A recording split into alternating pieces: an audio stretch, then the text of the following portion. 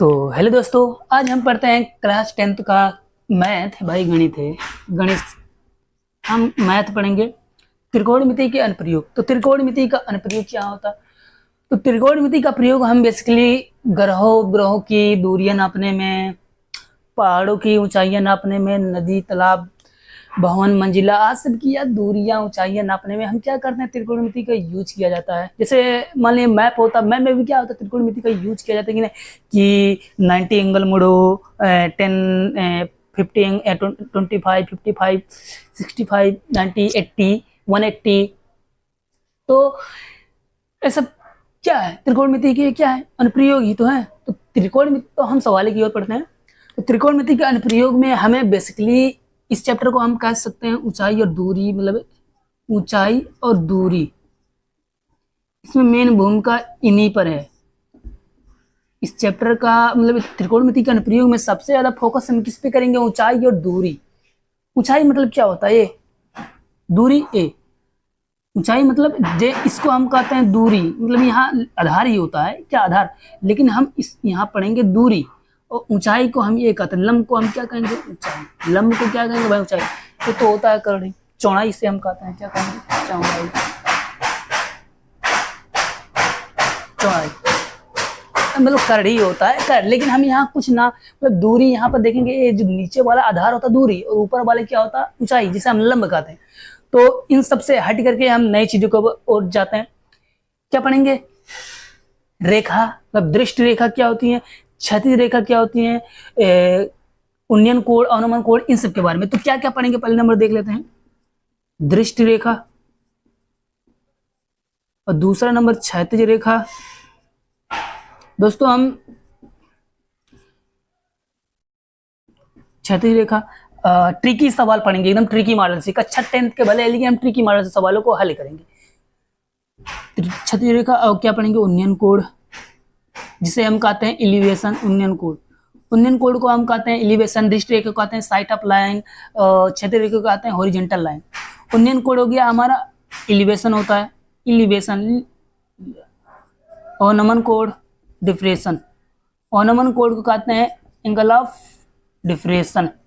उन्नयन कोण को कहते हैं एंगल ऑफ एलिवेशन, क्षैतिज रेखा को कहते हैं हॉरिजॉन्टल लाइन, और दृष्टि रेखा को कहते हैं साइट ऑफ लाइन, दृष्टि रेखा। तो दृष्टि रेखा क्या होती है, देखिए, दृष्टि मतलब जानते हैं किसी चीज को देखना। हम किसी चीज को देख रहे हैं, किसी चीज को मतलब किसी भी वस्तु या किसी भी जानवर, इंसान, कोई भी हो, किसी को हम जब देखते हैं, मतलब हम अपनी आंखों से देख लें। मान लीजिए हमारा आंख है, इस व्यक्ति को देख रहे हैं, इस व्यक्ति को हम यहाँ से यहाँ देखें, तो इन दोनों को मिलाने वाली एक रेखा मिला रही है, नहीं, इसी को कहते हैं दृष्टि रेखा। दृष्टि रेखा, मान लीजिए यहाँ एक खंबा है, इस खंबे से एक खंबे में मतलब सड़क है, सड़क पे एक खंबा है। तो ये जो क्षैतिज, जो हॉरिजॉन्टल है, ऐसे सूता हुआ, इस सूती हुई रेखा को कहते हैं क्षैतिज रेखा। क्या कहते हैं, क्षैतिज, सूती हुई रेखा, स्लीपिंग लाइन, स्लीपिंग लाइन में मिला कर हॉरिजॉन्टल लाइन। तो हॉरिजॉन्टल लाइन किसे कहते हैं, क्षैतिज रेखा, मतलब जो सूती हुई रेखा, इसको क्या कहते हैं, हॉरिजॉन्टल, क्षैतिज। एक क्या हो गया, लंब, ये क्या होगी, आधार। तो मान लिया एक व्यक्ति ने, एक व्यक्ति इसको देख रहा है, यहाँ पर मान लिया बॉल है, क्या है भाई, बॉल, बेफार बॉल, राइटिंग गजब है भाई, बेफार बॉल। ये हमारा आंख है, क्या है, उल्लू की निगाह, आंख, यहां से हम देख रहे हैं इसको। तो ए मतलब ए आंख से, बॉल से और हमारी आंख के बीच को मिलाने वाली जो रेखा है, इसी को कहते हैं साइट ऑफ लाइन, दृष्टि रेखा, दृष्टि रेखा। तो क्षैतिज रेखा मतलब सूती हुई रेखा, क्षैतिज रेखा, हॉरिजॉन्टल। उन्नयन कोण क्या होता है, ए मेन, इन दोनों पे हम ध्यान देंगे, उन्नयन कोण, इन दोनों पे ध्यान देंगे। तो उन्नयन कोण देखिए, वही देखेंगे ही, हर किसी को हम देखते जा रहे हैं, कैसे, ऊपर नीचे देखते हैं, कभी ऊपर देखते हैं, कभी नीचे, कभी यस यस सिर घुमा देंगे, नहीं। तो हम देखते हैं ऊपर, क्या करते हैं, मान लीजिए ये हो गया, ये हमारा खंभा है, क्या है, खंभा, ये सड़क है, ये हमारा खंभा है, हम यहाँ हैं, भाई। अब क्या करें हम भाई, यहाँ से हम ऊपर की ओर देख रहे हैं, कहाँ, इस खंभे के ऊपर देख रहे हैं कि चिड़िया एक तो बैठी है भाई, चिड़िया एक तो ऐसे बैठी है, मान लें चिड़िया ये बैठी है, चिड़िया यहाँ बैठी है, इस चिड़िया को हम देख रहे हैं, क्या करें, देख रहे हैं, ऐसे ऊपर देख रहे हैं। ये हमारा क्षैतिज रेखा, आप जान लें, क्षैतिज रेखा, इसको हम कहते हैं दृष्टि रेखा, जो हमारी आंखों को मिला रही, दृष्टि रेखा। अब देखिए, जब हम अपनी आंखों को क्षैतिज रेखा से ऊपर करेंगे, जब अपनी आंखों को क्षैतिज रेखा से ऊपर करेंगे, ऊपर करके हम क्या कर रहे हैं, इस खंबे पर बैठी चिड़िया को क्या करना, देख रहे हैं भाई, देखते रहे। अब देख रहे हैं क्षैतिज रेखा मतलब हमारी आंख और चिड़िया, हमारी आंख चिड़िया के बीच जो बनता है कोण, हमारी आंख और चिड़िया को देखने में जितना ऊपर घुमा, जितना एंगल से हम घुमा रहे हैं, उनके बीच जो बन रहा कोण, इसी को कहते हैं उन्नयन कोण। क्या कहते हैं, उन्नयन कोण। Angle of elevation, angle of elevation, elevation भाई, एलिवेशन, एलिवेशन, एलिवेशन मतलब होता है उन्नयन कोण, एंगल ऑफ एलिवेशन। तो उन्नयन कोण हो गया मतलब क्षैतिज रेखा से ऊपर जब हम किसी वस्तु को देखते हैं, उनके बीच जो एंगल बन रहा है उसी को कहते हैं एंगल ऑफ एलिवेशन, उन्नयन कोण कहते हैं। उन्नयन मतलब ऊपर, ऊपर किसी वस्तु को हम देखते हैं। उसी प्रकार भैया अगर हम यहीं अब मान लिया चिड़िया, भैया क्या है, चिड़िया, ये चिड़िया हमको देखे, अब क्या करेंगे, चिड़िया हमको देख रही है, ये चिड़िया हमको देख रही है भाई, हमको पसंद कर ली चिड़िया कि हम देखेंगे तुमको भी, कि मार रहा है ढेला भाई, पत्थर मार रहा है, ढेला मतलब पत्थर, तो ये पत्थर मार रहा है मतलब ये इसको लग रहा है कि कहाँ है, मैं देख रहा है पत्थर मार रहा है, पत्थर मारेगा क्या, चिड़िया मान लिया नीचे देखी, कहाँ देख रहे, नीचे, ऊपर से कहाँ देखी, नीचे, ऊपर से कहाँ देखी, नीचे, ऊपर से कहाँ देखी, नीचे। तो क्या हुआ, ऊपर से जब नीचे देखेगी, ऊपर से जब नीचे देखेगी, जब ऊपर से नीचे बन देखेगी तो ए हो जाएगा हमारा क्षैतिज रेखा और ए हो जाएगा हमारा अवनमन कोण, अवनमन, अवनमन कोण भाई, अवनमन कोण, इसी को कहते हैं अवनमन कोण। एंगल समान होते हैं, एंगल क्या होता है, समान होते हैं। जैसे कि यहाँ हम खड़े थे, ये हमारा क्षैतिज रेखा है, जब हम क्षैतिज रेखा के नीचे देखते हैं, क्षैतिज रेखा के नीचे देखते हैं, तो इनके बीच जो बनने वाला एंगल होता है इसी को कहते हैं अवनमन कोण। जब क्षैतिज रेखा, मान लीजिए हम यहाँ हैं, यहाँ पर एक कुत्ता है भाई, जमीन की, हम छत पर हैं, छत पर से नीचे देख रहे हैं, तो इनके बीच जो बनने वाला एंगल है, क्षैतिज रेखा के नीचे बना कि नहीं कोण, जब कोण क्षैतिज रेखा के नीचे बनता है तो उसे हम कहते हैं अवनमन कोण, angle of depression, angle of depression. तो ये सब हो गया उन्नयन कोण, अनुमान कोण हम जान लिए, लेकिन हम कुछ फार्मूला का यूज करेंगे सवालों को हल करने के लिए, तो ट्रिकी मॉडल सवालों को हल करेंगे भाई, देखते हैं कैसे सवालों को हम लगाएंगे। चलो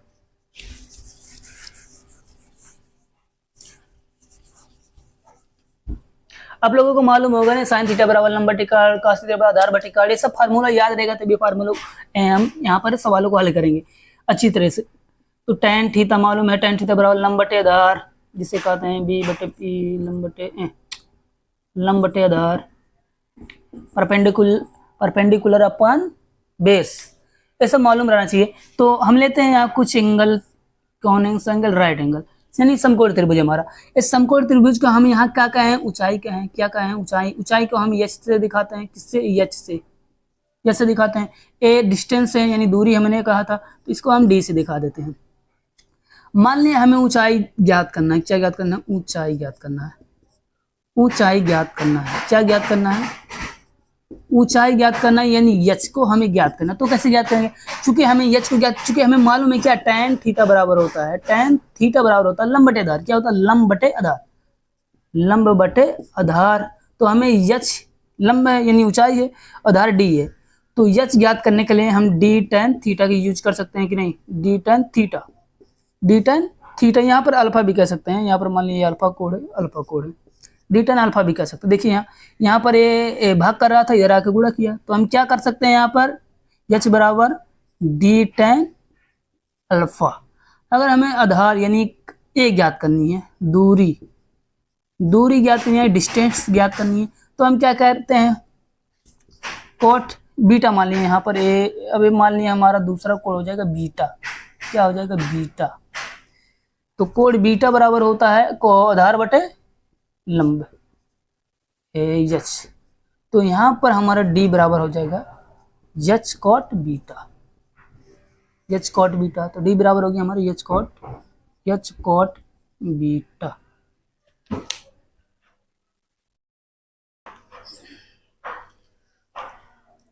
तो ये कुछ फार्मूला है और हम कुछ फार्मूलों का यूज करेंगे।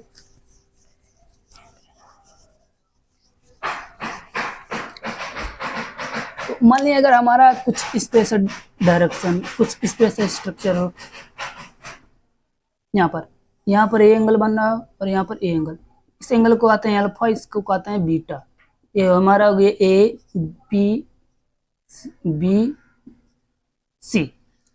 अब हमें मान लीजिए इस दूरी को ज्ञात करना है, तो कैसे ज्ञात करेंगे? क्योंकि हमें मालूम है ए होता है हमारा एच और पूरा ए है हमारा डी, क्या है डी। तो कैसे ज्ञात करेंगे? हमें मालूम है ए एक्स, अगर मान लिया ए एक्स हो गया पी बी, तो ए बी बराबर यानी ए दूरी, ए बी हमें दूरी निकालना है, मान लीजिए दूरी निकालना है, हमें क्या निकालना है? दूरी निकालना है, दूरी। तो ए बी बराबर हमें मालूम है सबसे बड़ा कोड कौन सा? ए अल्फा वाला, अल्फा। तो ए बी बराबर होता है, दूरी बराबर हम जानते हैं एच कॉट अल्फा था, एच कॉट अल्फा। तो एच कॉट यहाँ अल्फा है, अल्फा हो गया। अब मान लिया हमें ए पी बी देखना, पी बी बराबर होता है एच कॉट बीटा। अब हमें निकालना है यहाँ डी यानी यक्स, सॉरी यक्स है, यहाँ यक्स है पूरा, क्या है यक्स, ए यक्स है हमारा, यहाँ यक्स है, यक्स यहाँ से लिखिए यक्स बराबर हमारा हो जाएगा एच, बड़ा वाले में से घटाएंगे cot alpha, H cot alpha minus H cot beta. तो यहाँ पर हमारे एच कॉमन है, cot alpha minus cot beta, कुछ इस तरह से फार्मूला हुआ। जब हमें ए दूरी ज्ञात करनी है तो इन फार्मूला का यूज करके हम सवालों को हल करेंगे।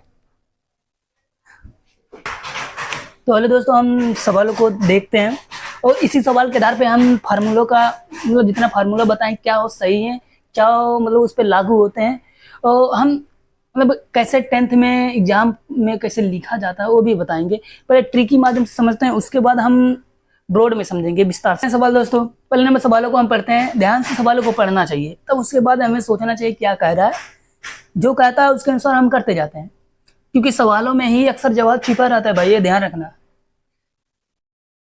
तो कह रहा है भूम के एक बिंदु पी से, तो हम पहले नंबर बिंदु पी, यहाँ भूम है, ये मान लें भूमि है, एक बिंदु पी है हमारा, क्या है ये बिंदु पी, ठीक है।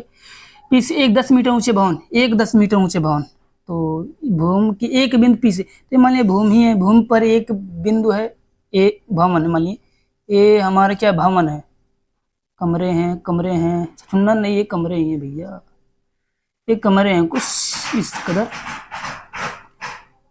ठीक है। भवन हो गया मेरा, मान लिया भवन ही है, क्यों 10 मीटर ऊंचे भवन, तो इसकी ऊंचाई हमें ऑलरेडी मालूम चल गई 10 मीटर है भाई, थोड़ा छोटा बना दे रहे हैं, 10 मीटर।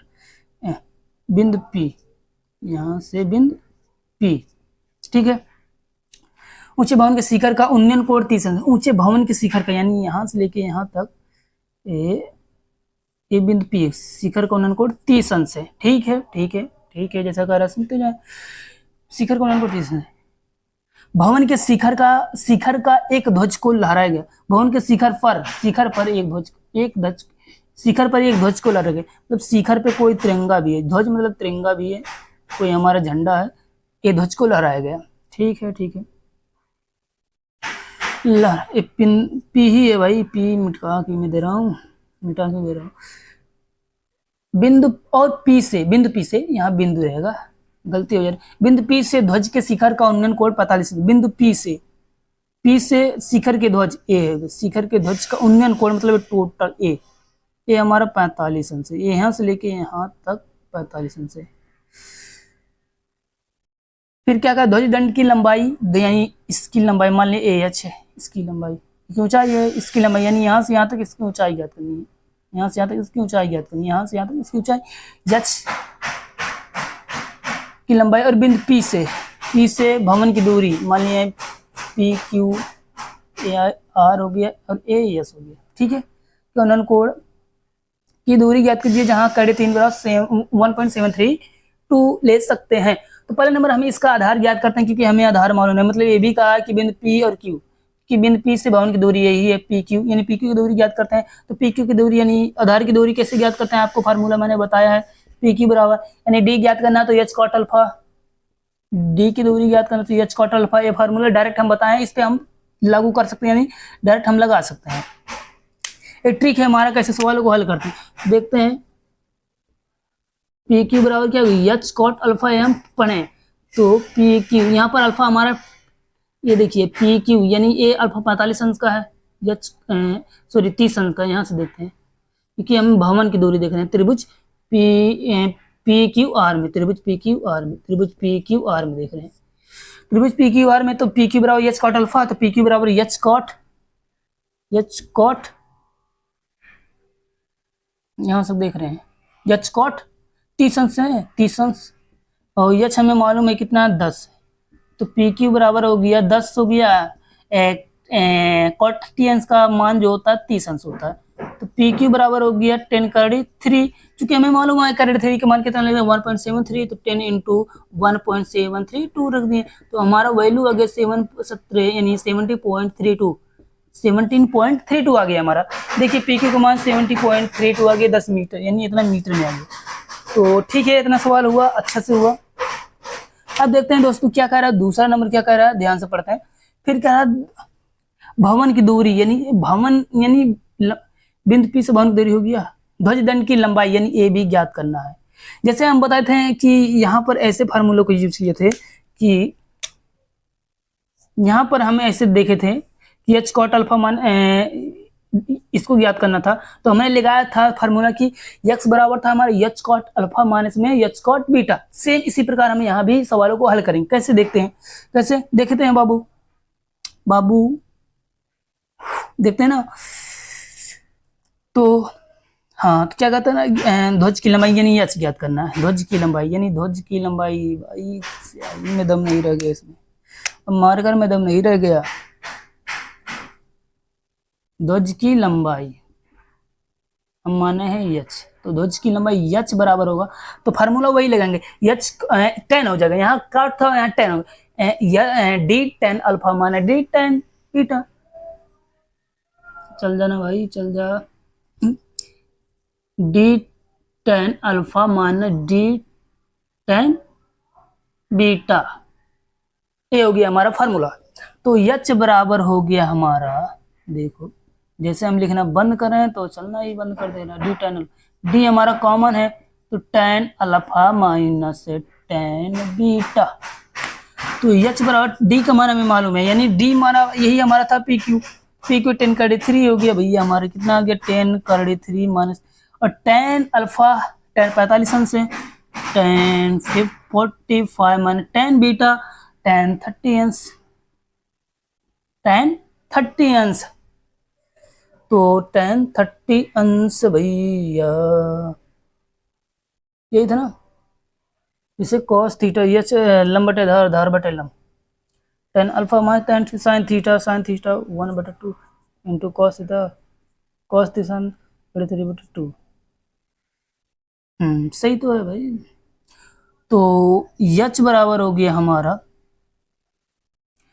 10 कड़ी 3, तो 10 अल्फा का मान होता है 1 माइनस में 10 30 अंश का मान होता है 1/3, 1/3, तो यहाँ पर एच 10 कड़ी 3 माइनस में, यहाँ पर हो गया कड़ी 3 माइनस 1/3, यहाँ से कड़ी 3 गया, तो एच बराबर हो गया कड़ी 3 का मान 1.732 माइनस में 1 हो गया, इंटू में 10 है हमारा, तो एच बराबर हो गया हमारे क्या 10 का गुणा कर देंगे, घटाएंगे यहाँ पर ये माइनस है, तो यहाँ पर आ गया 7.32, 10 का गुणा है तो आ गया हमारे एच बराबर 0.732 इंटू 10 हो गया, 7.32 मीटर हो गया, यही हमारा एच बराबर, यानी इसकी आ गया हमारा 10 कड़ी 3, इसका आ गया हमारा 7.32।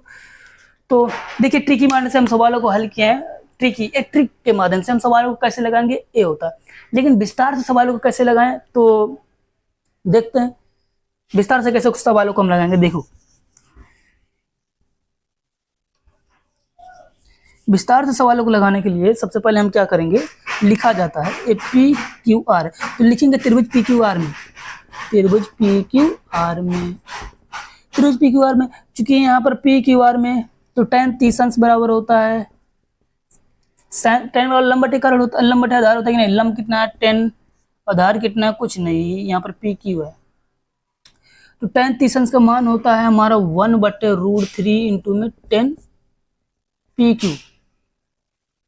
तो यहाँ पर आ गया, इसको इधर गुणा कर दे, इसको इधर गुणा कर देना, तो पी क्यू को मान आ गया 10^3। देखिए यहाँ पर 10, ये 10^3 को हम लिख सकते हैं 17.32, ये भी लिख सकते हैं कि नहीं, देखो ऐसे आगे कि नहीं, ऐसे भी हम सवालों को हल कर सकते हैं। फिर दूसरा नंबर में हटा है इस त्रिभुज पी क्यू एस में, त्रिभुज पी क्यू एस में। अब देखिए यहाँ पर क्यू एस का जो मान रहेगा, यहाँ पर क्यू एस मतलब ये पूरा लंब, यार क्यू एस जो हो जाएगा हमारे यहाँ 10 है, 10 प्लस एच हो जाएगा, क्या हो जाएगा 10 प्लस एच।